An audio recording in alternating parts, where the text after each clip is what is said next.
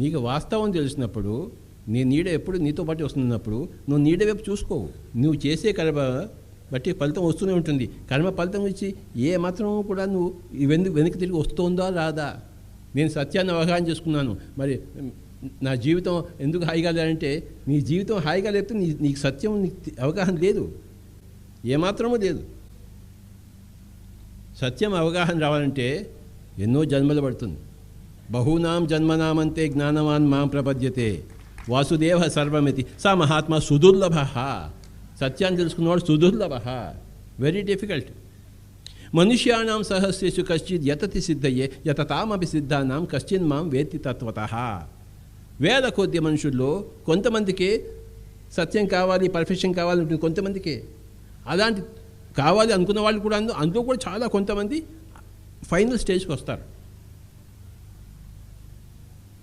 ఇందులో ఎవడు తక్కువ ఎవడు ఎక్కువ కాదు.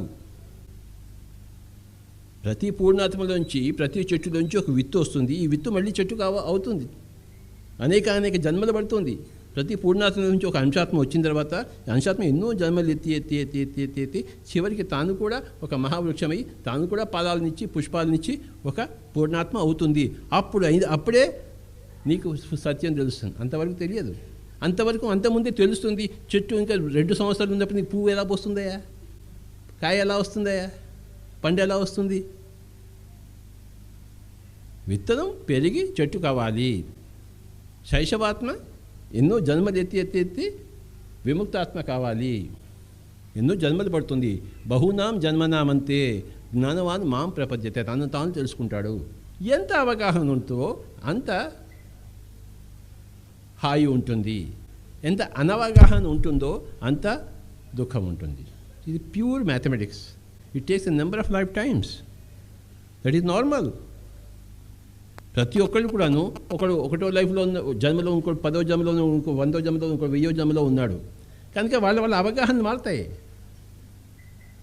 కనుక ఇందాక మేడం శిరీష గారు చెప్పినట్టు ఇంకోటితో మనం పోల్చుకోవద్దు. నిన్నటికన్నా ఇవాళ నేను కాస్త హాయిగా ఉన్నానా లేదా ధ్యానం ద్వారా, అది పోలిక. కానీ యేసు ప్రభువులా లేను, బుద్ధుడిలా లేను, గడ్డంగాళ్ళ లేనేనంటే పక్క వాళ్ళతో పోల్చుకోరాదు. నిన్న కన్నా ఇవాళ ధ్యానం వల్ల ఇంకొంచెం హాయిగా ఉన్నావా లేదా?